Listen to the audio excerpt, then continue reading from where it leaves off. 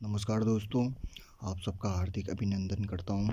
दोस्तों, आज share market में बहुत सी कंपनियों के नतीजे थे। उसमें से रिलायंस के नतीजे भी आ गए हैं, पॉलीकैब के भी आ गए हैं, टीवीएस मोटर के भी आ गए हैं। पॉलीकैब के नतीजे कैसे रहे उसके ऊपर भी मैं वीडियो कवर करूँगा। अभी मैं रिलायंस के नतीजे कैसे आए उसके ऊपर वीडियो बना रहा हूँ। तो आप देख सकते हैं मेरी स्क्रीन पर ये फाइनेंशियल एक्सप्रेस ने ये 47 मिनट पहले ही न्यूज़ कवर की है। RI net profit jumps 11% to 13,680 crore. तो यानी आपको इससे अंदाज़ा आ गया होगा कि रिलायंस के जो नेट प्रॉफिट में 11% की वृद्धि हुई है। 13,680 करोड़ का नेट प्रॉफिट आया है, बीट्स स्ट्रीट एस्टीमेट। यानी इसका मतलब है जो बाज़ार के जानकारों ने जो रिलायंस के नतीजों से उम्मीद लगाई थी या अनुमान लगाया था उससे बेहतर नतीजे आए हैं। तो दोस्तों, हम सीधे उसके नतीजों पर जाते हैं। अब आगे हम ये अपनी स्क्रीन पर हम सीधे कंसोल देखेंगे। कंसोल मतलब जो जितनी भी रिलायंस की सब्सिडरी हैं मिला के, क्योंकि रिलायंस रिटेल में भी है, टेलीकम्युनिकेशन, जियो हो गया, ऑयल टू पेट्रोकेमिकल, और भी बहुत सारी कंपनी में रिलायंस की सब्सिडरियाँ काम करती हैं। तो उनके मिले जुले रिजल्ट देखेंगे। और जो स्टैंडर्ड लोन होता है वो सिर्फ उसी कंपनी का एकल प्रदर्शन होता है, और कौनसों में पूरी सब्सिडरी के मिला के नतीजे आते हैं। तो इस बात का ध्यान रखना। तो हम सीधे इनकम से शुरू करते हैं। ये इनकम है वैल्यू ऑफ सेल्स सर्विस, यानी वही रेवेन्यू फ्रॉम ऑपरेशन है। Revenue from operation. और अभी ये देख सकते हैं, ये अभी मैं थोड़ा जूम कर लेता हूँ। ये अभी का है 30 सितंबर 2021 Q2 का। ये Q1 ये पिछले साल सेम तिमाही के। तो जो इनके रेवेन्यू फ्रॉम ऑपरेशन आया है अब की बार का, वो है इतना है 1,91,532। और ये Q1 का था, और ये पिछले साल सेम क्वार्टर। तो आप देख सकते हैं रेवेन्यू में बढ़ोतरी है। तो इसको थोड़ा फटाफट कवर करते हैं। लीज GST रिकवर जो ये है, जो उनको रिफंड मिला होगा, रेवेन्यू फ्रॉम ऑपरेशन ये भी है। अदर इनकम, हम सीधे टोटल इनकम पर आते हैं दोस्तों। टोटल इनकम की बार कितनी है, 1,78,000। और ये Q1 यानी इससे पहले तिमाही की 1,48,000। और ये पिछले साल की थी जो 1,20,444। तो ये पिछले साल सेम क्वार्टर। और ये जो आंकड़े हैं ये करोड़ में होते हैं दोस्तों। ये यहाँ पर लिखा भी होगा, सॉरी, पेज आगे हैं, 29 पन्नों का है पेज। और ये जैसे मैं बैलेंस शीट में बार बार कहता हूँ आपसे ये कि ऐसे नहीं पढ़ी जाती, इसमें इतने सारे पन्ने हैं और एक एक को कवर करना बहुत मुश्किल होता है। इसलिए ओवरव्यू देने के लिए मैं आपको बता रहा था। तो हमने टोटल इनकम वो कवर कर ली, ये वैल्यू इन करोड़ में है। तो मैं आपको ऐसे डिजिट के हिसाब से भी बता रहा हूँ।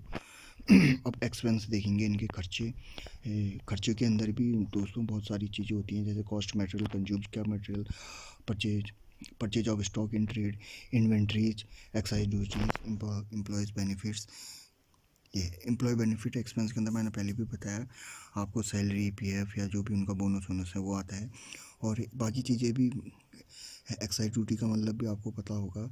कॉस्ट ऑफ मटेरियल का कि जो उनको काम करने में जो मटेरियल जो उन्होंने यूज किया है उसमें कितने रुपए लगे। जाहिर सी बात है रेवेन्यू बढ़ा होगा तो खर्चे भी बड़े होंगे।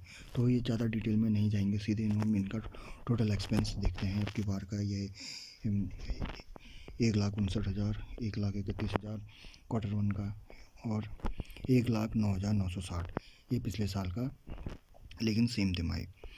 तो ये हो गया। अब हम इसका ये प्रॉफिट बिफोर एक्सेप्शनल आइटम, ये यानी जो अभी तक इनकम माइनस एक्सपेंस करेंगे, तो ये हमको ये मिलेगा बगैर टैक्स के। ये है 19,234, 17,000, 10,589। तो ये हो गया। तो आप देख सकते हैं जंप है PAT में। अब और वे PBT भी देख लेंगे, सॉरी PAT नहीं, PAT इसके बाद आएगा। हम ये PBT है, ये देखेंगे PBT भी वही होगा, ये प्रॉफिट बिफोर टैक्स यही है।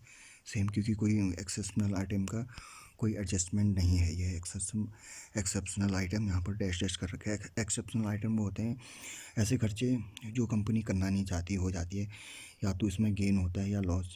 जैसे कोई इनके पर कुछ केस हो गया, या कोई पैसे इनको उधर किसी और को देने पड़े, या किसी अन्य स्रोत से इनको अचानक कोई पैसे क्रेडिट हुए हैं, तो ये सब एक्सेप्शनल आइटम के अंदर आ जाते हैं।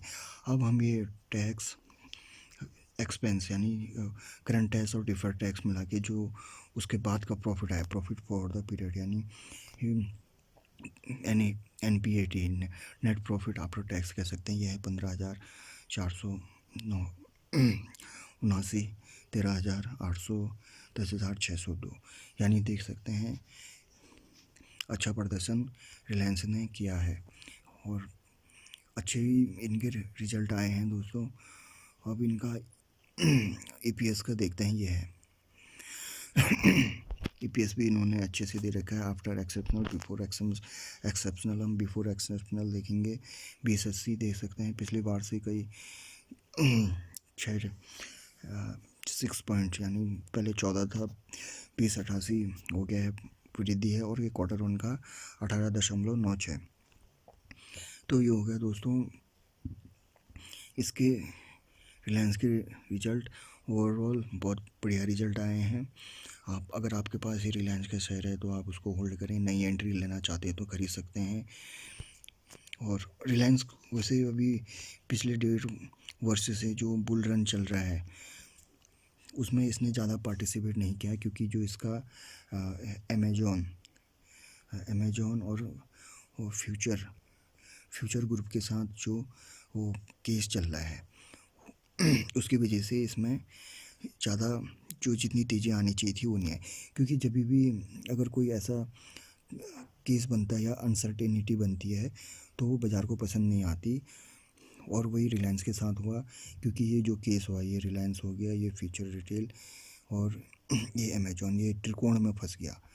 हाँ, अगर ये अमेजॉन के साथ जो इनका केस है वो फैसले इसके हक़ में नहीं आए, तब भी उतना इसको कोई नुकसान नहीं होगा। नुकसान होगा तो फ्यूचर रिटेल को। तो हमने देखा रिलायंस के नतीजे अच्छे आए हैं और इसने मार्केट के अनुमान को भी बीट किया है।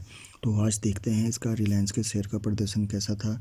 तो देख सकते हैं 22 तारीख, आज ये मामूली एक सीमित दायरे में कारोबार हुआ इसमें और वहीं बंद होगा। बीच में इसमें थोड़ी सी जंप आई थी। कभी भी जिस कंपनी के रिजल्ट आने वाले हों उसमें गौर करना, जैसे जिसके रिजल्ट मार्केट के आफ्टर मार्केट आएंगे तो उसमें ज़्यादा हलचल नहीं रहेगी। ज़्यादातर टाइम ये होता है, अगर मार्केट को पहले से अनुमान है कि इनके रिजल्ट अच्छे आने वाले हैं या ख़राब आने वाले हैं तो उसमें गिरावट आ सकती है। लेकिन ये इसमें मार्केट के जानकारों को पहले से अनुमान लगाया था, तब इसमें जो तेज़ी आनी थी वो इससे थोड़ी सी पहले आ चुकी थी, पहले से बहुत। क्योंकि मार्केट हमसे 10 कदम पहले चलता है। 1 महीने का चार्ट देखेंगे तो यहाँ से ये इसने बहुत जंप आई है। और इसका मैक्सिमम चार्ट देखेंगे तो दोस्तों ये देखिए बहुत ही बढ़िया चार्ट है। और 1995 से ये कंपनी शेयर मार्केट में है। शेयर मार्केट में 1995 में आई और वैसे ही कंपनी पहले से थी।